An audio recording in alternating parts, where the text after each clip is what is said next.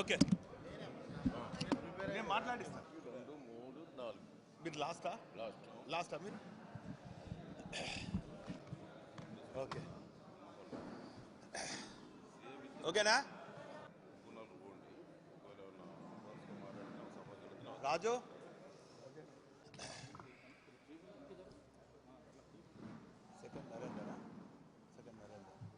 నాటి press meet కార్యక్రమానికి విచ్చేసినటువంటి ఆత్మీయ ఎలక్ట్రానిక్ ప్రింట్ మీడియా ఫోటో పేరుపైన హృదయపూర్వక నమస్కారాలు. ఈనాటి ప్రెస్ మీట్ కార్యక్రమంలో నాతో పాటు గౌరవ మాజీ మంత్రివర్యులు పెద్దలు ఎర్రబెల్లి దయాకర్రావు గారు, ఉప ముఖ్యమంత్రి పెద్దలు రాజన్న గారు, మాజీ శాసనసభ్యులు సోదరులు నరేందర్ గారు, పెద్ద సుదర్శన్ సోదరులు వెంకన్న గారు, యాదవ్ రెడ్డి గారు, జనార్దన్ గౌడ్ గారు, సదానందం గారు, నయీముద్దీన్ గారు, మిగతా వాళ్ళకు కూడా అందరికి కూడా పేరుపైన హృదయపూర్వక నమస్కారాలు. గత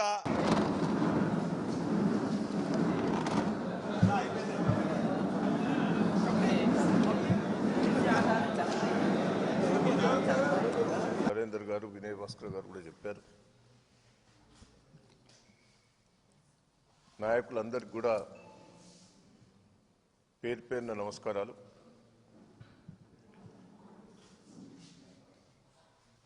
గ్రామ సభలను పెట్టారు. గతంలో ప్రజా దర్బార్లను పెట్టారు. గతంలో అధికారులు ఇళ్లలో పోయి ప్రతి ఇంట్లో సర్వే చేసి అప్లికేషన్లు కూడా తీసుకున్నారు. 3-4 సందర్భాలల్లో అధికారులు, ప్రజాప్రతినిధులు గ్రామాలకు పోవడం జరిగింది. మొన్న కలెక్టర్లతోటి రివ్యూ మీటింగ్ పెట్టి రేవంత్ రెడ్డి గారు కలెక్టర్లకు ఆదేశాలు కూడా ఇవ్వటం జరిగింది. రేషన్ కార్డులు, రైతు బంధు, రైతు భరోసా, కూలి వాళ్లకు కూడా 12,000 ఇవ్వాలి, 6,000 ఇవ్వాలి.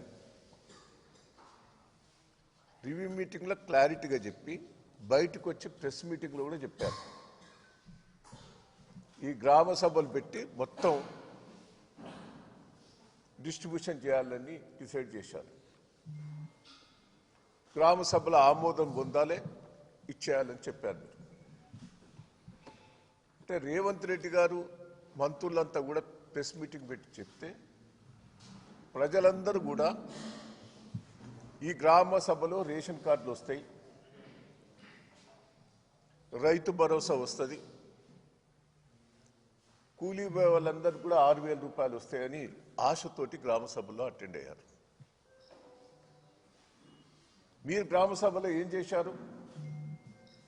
మళ్ళా అప్లికేషన్లు తీసుకున్నారు. ఈ అప్లికేషన్లు వచ్చినాయి, మళ్ళీ అప్లికేషన్ ఎంత బోకస్ అంటే దయచేసి నేను ప్రెస్ మీడియా వాళ్ళని కూడా రిక్వెస్ట్ చేస్తున్నాను. ప్రభుత్వం ఎంత అబద్ధాల కోర్ అనేది ఒక్కసారి దీంతో నిరూపణ అయింది. అంటే మాకు తెలిసింది ఏంటంటే స్థానిక ఎన్నికలకు ఇదొక అబద్ధాలతోటి ప్రజలకు ఇది చేస్తానని చెప్పి మోసం చేసేందుకే గ్రామ సభలు పెట్టారు. ఇప్పటికి 3-4 సార్లు సమావేశాలు జరిగాయి. మీరు ఎందుకు చేయలేకపోతారు? రైతు భరోసా అన్నావు, సంవత్సరం ఎగ్గొట్టావు. 15,000 ఇస్తానని 12,000 అన్నావు. 6,000 ఇస్తా అని చెప్పావు. మరి కేసీఆర్ గారు ఉన్నప్పుడు పొలం దున్నక ముందే, నారు పోయక ముందే రైతు బంధు పడేది. ఇవాళ నాటేసుకున్నారు, కలుపులు తీసుకున్నారు, కొద్దిగా కోతలు కూడా వచ్చినాయి. అంటే ఎంత మోసం అంటే ఇక రైతుకు పెట్టుబడి ఎప్పుడు అవసరం?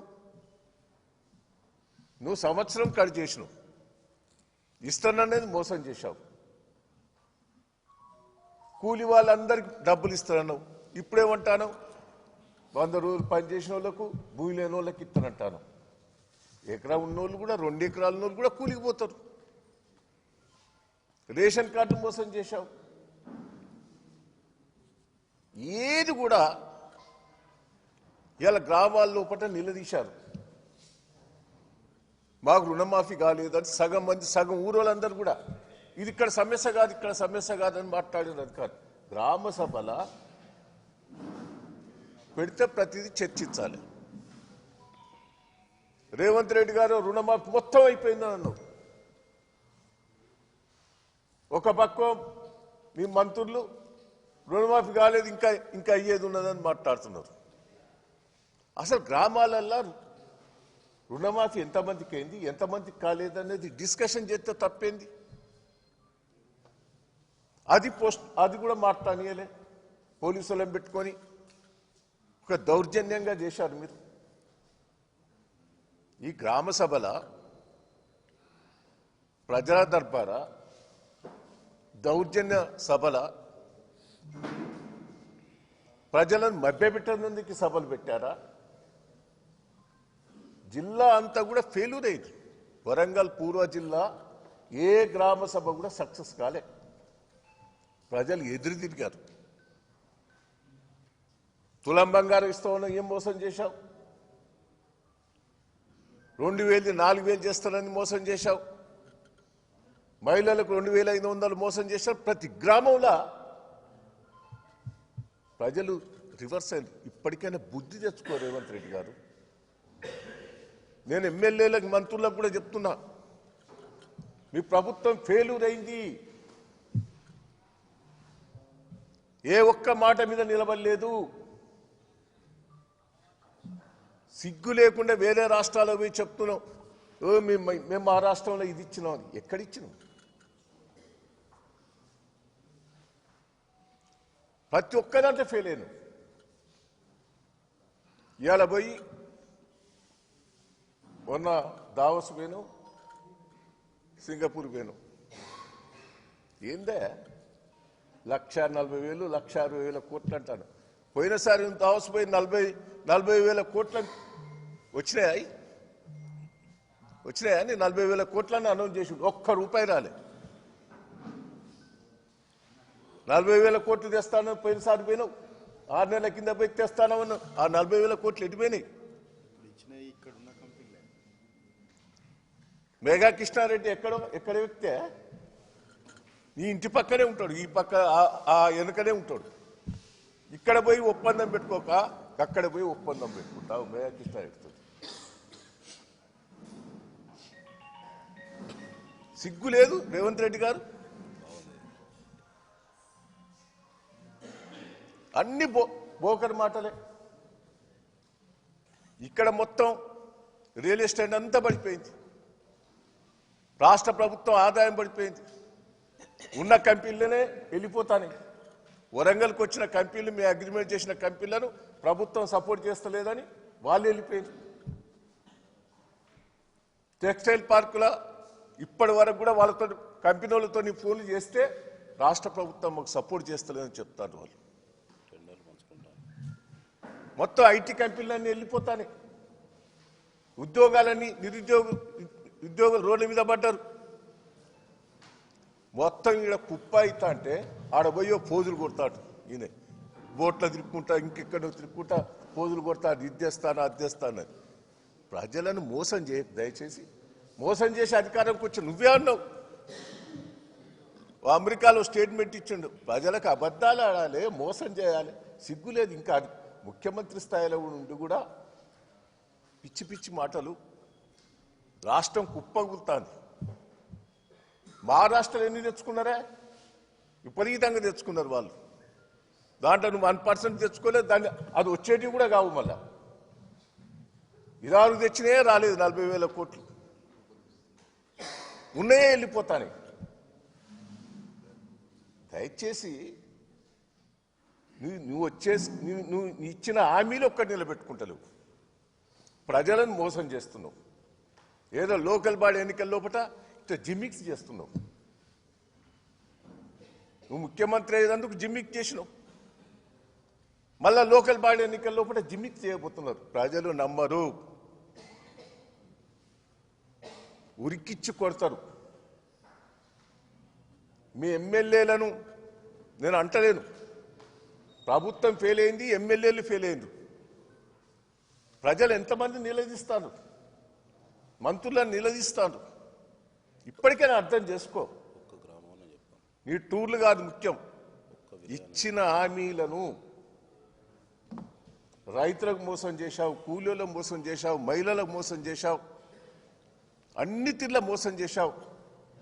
నేను పోలీసు ఇంతవరకు పెద్ద గారు చెప్పారు, పోలీసును కూడా ఒక కార్యకర్తలుగా వాడుకుంటారు మీరు, అధికారులను కూడా కార్యకర్తలుగా వాడుకుంటున్నారు. ఇది మంచి పద్ధతి కాదు. నేను అధికారులను కూడా రిక్వెస్ట్ చేస్తున్నా,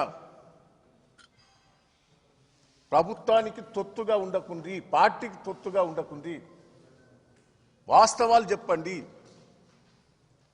అబద్ధాలు చెప్పకుంది. పోలీసు వాళ్ళు కూడా దయచేసి తప్పుడు కేసులు పెడుతున్నారు చాలా మంది మీద. పోలీసు వాళ్ళకు కూడా చెప్తున్నాం, మళ్ళీ వచ్చేది బీఆర్ఎస్ టీఆర్ఎస్ ప్రభుత్వమే. ఏ అధికారులు తప్పుడు చేసినా, తప్పుడు కేసులు పెట్టినా పోలీసు వాళ్ళ మీద మేము వదిలిపెట్టాం. ప్రజల్లో తిరుగుబాటు వచ్చింది. రేపు లోకల్ బాడీ ఎన్నికల్లో కూడా అన్నిట్లా బీఆర్ఎస్ టీఆర్ఎస్ఏ గెలవబోతుంది. మీరు జాగ్రత్తగా ఉండాలని అధికారులకు కూడా నేను రిక్వెస్ట్ చేసి చెప్తున్నా. రేవంత్ రెడ్డి గారు కూడా మార్పు తెచ్చుకో. ఇప్పటికైనా ప్రజలలో రియాక్షన్ వచ్చింది, ఇదైనా అర్థం చేసుకో. ప్రభుత్వం ఏదైతే మీరు హామీలు ఇచ్చారో అవన్నీ నిలబెట్టుకోవాలని మేము బీఆర్ఎస్ టీఆర్ఎస్ తరఫున డిమాండ్ చేస్తున్నాం కూడా ఈ సందర్భంగా మీకు తెలియజేస్తున్నాం.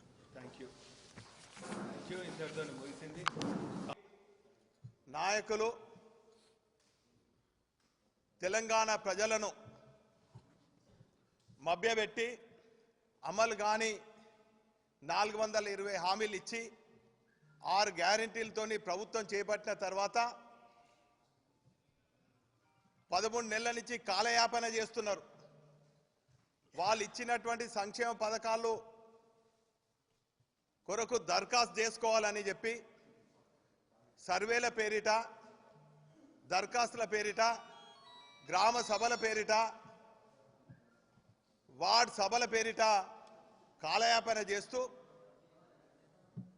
లబ్ధిదారులందరూ కూడా ఎంతో నమ్మకంతోని, ఆశతోని వాళ్ళు చెప్పినప్పుడల్లా కూలీనాలు చేసుకుంటే వాళ్ళందరూ కూడా కూలీలకు పోకుండా సర్వేలకు హాజరై, సభలకు హాజరై నిరాశ నిస్పృహతోని కాంగ్రెస్ నాయకులను ప్రశ్నిస్తుంటే వారికి జవాబు చెప్పలేని నిస్సహాయ స్థితిలో మంత్రులు, శాసనసభ్యులందరూ కూడా అధికారుల పైన నిన్న మొన్న చూసినాం. 4 రోజుల నుంచి గ్రామ సభలు జరుగుతుంటే కలెక్టర్లను దూషించడం. పాపం ఇక్కడ చేసిపోయినటువంటి పమేలా సత్పతి గారు ఒక బ్రహ్మాండమైనటువంటి ఆఫీసర్, చాలా మంచి పేరు గడించింది. ఇటు ప్రజలకు, ప్రజాప్రతినిధులకు సమన్వయం చేస్తూ అనేక అభివృద్ధి కార్యక్రమాలు చేసింది. ఆమెను పట్టుకొని అహంకారంతో మంత్రులు ఇష్టం వచ్చిన ఒక సాటి కలెక్టర్ మహిళను చూడకుండా కూడా ఇష్టం వచ్చినట్టు మాట్లాడడం మేము తీవ్రంగా ఖండిస్తున్నాం. మరోపక్క మేమేం తక్కువ కాదని చెప్పి ఎమ్మెల్యేలు ప్రజలకు సమాధానం చెప్పకుంటే వాళ్ళను అధికారులను బాధ్యత చేసి ఎవరు ప్రశ్నించినా కూడా అధికారులే బాధ్యత అవుతుంది, మేము టర్మినేట్ చేస్తాము, మేము మీ ఉద్యోగాలు ఊడగొడతామని హెచ్చరించడు. ఇంకొక అడుగు ముందుకేసి ఇంకొకరు ప్రశ్నించే వాళ్ళను చెట్లకేసి కొడతాం, కట్టేసి కొడతాం, ఉరికిస్తామని. ఇది ప్రజాస్వామ్యంలో ఇది ప్రజాపాలన అని చెప్పి ప్రజలు ప్రశ్నిస్తున్నారు. నాయన ఈ కట్టేసి కొట్టుడు ఉరికేసి కొట్టుడు 4 నెలలు అయితే ప్రజాక్షేత్రంలో స్థానిక ఎన్నికల్లో ప్రజలు ఏ తీర్పిస్తారో కాచుకొని ఉండనని చెప్పి ఇటువంటి చిల్లర మాట్లాడే శాసనసభ్యులను కాంగ్రెస్ నాయకులను హెచ్చరిస్తున్నాం. ఇప్పటికైనా ప్రజాప్రతినిధులుగా గాలిలో గెలిచినటువంటి మీరు ప్రజలకు ఇచ్చినటువంటి హామీలు మీరు నెరవేర్చాలి. నిధులు ఎక్కడి నుంచి తీసుకొస్తారో ఇచ్చినటువంటి 420 హామీలు మీరు నెరవేర్చాలి. ఈరోజు కట్టేసి కొడతామంటే ఎవరిని కొడతారు? మీరు తులం బంగారం ఇస్తాన్ని మీకు ఓట్లు వేసినటువంటి మొన్న పెళ్లిళ్ళు చేసుకున్నటువంటి మహిళలను కొడతారా? రైతు బంధు అమలైతలేదని చెప్పి రైతులను కొడతారా? కూలీనాలు చేసుకున్న రైతు కూలీలను మీరు ఇచ్చినటువంటి 12,000 హామీ ఇచ్చినటువంటి 12,000 అమలైతలేదన్నందుకు కొడతారా? మా ఆటో కార్మికులు గిరాకీలు లేక ఆత్మహత్యలు చేసుకుంటుంటే మా కుటుంబాలు రోడ్ల పడ్డాయని చెప్పి అడుగుతున్నటువంటి ఆ కుటుంబ సభ్యులను కొడతారా? చివరికి కవులకు కళాకారుల క్షేత్రమైనటువంటి వరంగల్ జిల్లాలో గొప్పగా నిర్మాణం చేసినటువంటి కాళోజీ కళాక్షేత్రం మేము పూర్తి చేస్తే దానికి కళ్ళలు లేచి మేము ప్రారంభించుకున్నామంటే అక్కడ కవులు కళాకారులు ప్రదర్శన చేస్తున్నాం. మాకు 1,50,000 2 లక్షలు ఇవ్వలేకపోతున్నాం. మా ప్రదర్శనలు నిర్వహించుకోవాలని మేము అడుగుతుంటే కళాకారులను కొడతారా? ఈరోజు ఎవరిని కొడతారు నాయన? ఎవరిని కొడతారు, ఎవరు కొడతారు, ఎవరిని తిడతారు అనేది అతి త్వరలో స్థానిక ఓపికతో ఉండండి. 4-5 నెలల్లో లేక మీరు బీసీలకు 42% స్థానిక ఎన్నికల్లో రిజర్వేషన్లు ఇస్తా ఎందుకు అమలు చేస్తలేరు, ఎందుకు ఇది చేస్తలేరు అన్నందుకు బీసీలను కొడతారా నాయన? ఎవరిని కొడతారో త్వరలో తెలుసుకుందామని కూడా ఈ సందర్భంగా తెలియజేసుకుంటూ ఇప్పటికైనా జాగ్రత్తగా ఉండి బల్పు మాటలకు స్వస్తి పలికి జాగ్రత్తగా ప్రజల మధ్యలో ఉండి ప్రజల మెప్పు పొందే విధంగా మీ కార్యక్రమాలు ఉండాలి తప్ప ఇటువంటి దగుల్బాజీ మాటలు, దౌర్భాగ్య మాటలు, ప్రజలు మోసగించే మాటలు చెప్తే మాత్రము ప్రజలు ఊరుకోరని సందర్భంగా తెలియజేసుకుంటూ ఇప్పుడు మా సోదరులు నరేందర్ గారు మాట్లాడుతున్నారు. పచ్చని పొలాలతోటి సిరి సంపదలతోటి వెదజిల్లేటువంటి తెలంగాణను చిత్రిన్నం చేసి విచ్ఛిన్నం చేసి ఇవాళ అబద్ధపు మాటలు చెప్పి కుట్రలతో కుతంత్రాలతో ఇవాళ రాజ్యాధికారాన్ని చేపట్టినటువంటి కాంగ్రెస్ పార్టీకి ఈ పట్టణానికి సంబంధించినటువంటి మంత్రి కొండ సురేఖ గారికి మేము ఇవాళ అడుగుతున్నాం. ఈరోజు ఈ పట్టణంలో ఉన్నటువంటి మంత్రి గ్రామ సభలకు హాజరు కాదు, ఎక్కడో తూతురు మంత్రంగా ఇట్లా నిలబడుతుంది. ప్రజా సమస్యలు అవసరం లేవు. అదేవిధంగా గుమస్తాలను పెట్టుకొని నడిపేంటి సంస్కృతి కొత్త నిర్వచనం తీసుకొచ్చినటువంటి చరిత్ర వీరిది. ప్రజలు గమనిస్తున్నారు. ప్రజలకు ఏం చెప్పారు మీరు? ప్రజలకు అందుబాటులో ఉంటాం, మేము క్యాంప్ ఆఫీస్లో ఉంటాం, అన్ని రకాలుగా ప్రజలకు వసతులు ఏర్పాటు చేస్తాం, అన్నీ మేము చూసుకుంటామని చెప్పారు. ఏం చెప్పారు? చెప్పింది ఒక్కటన్నా నిలబడ్డారా?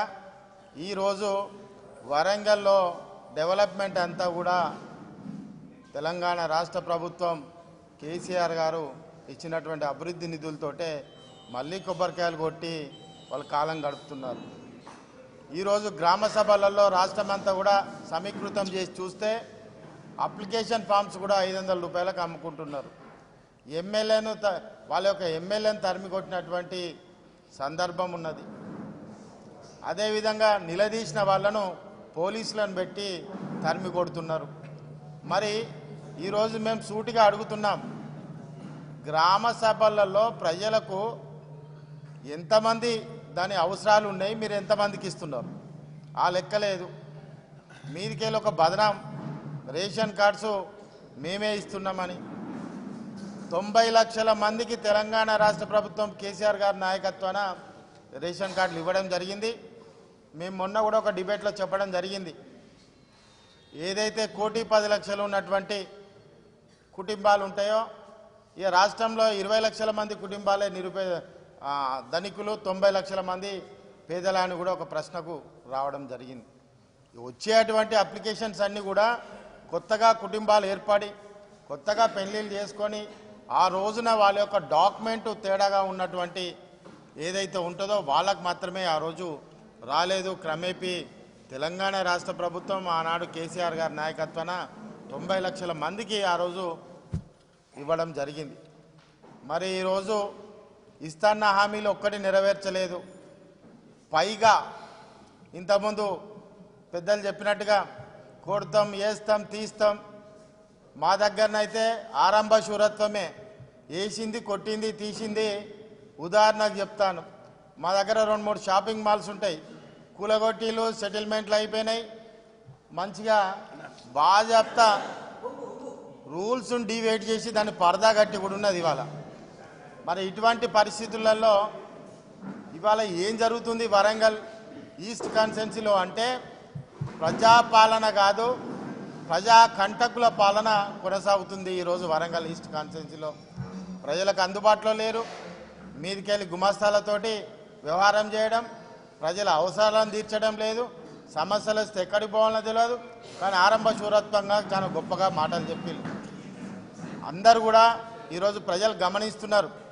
2 రాజకీయ పార్టీలు అండి, ఒక్క రాజకీయ పార్టీ కాదు, 2 రాజకీయ పార్టీలు అడ్రస్ లేకుండా పోయినాయి.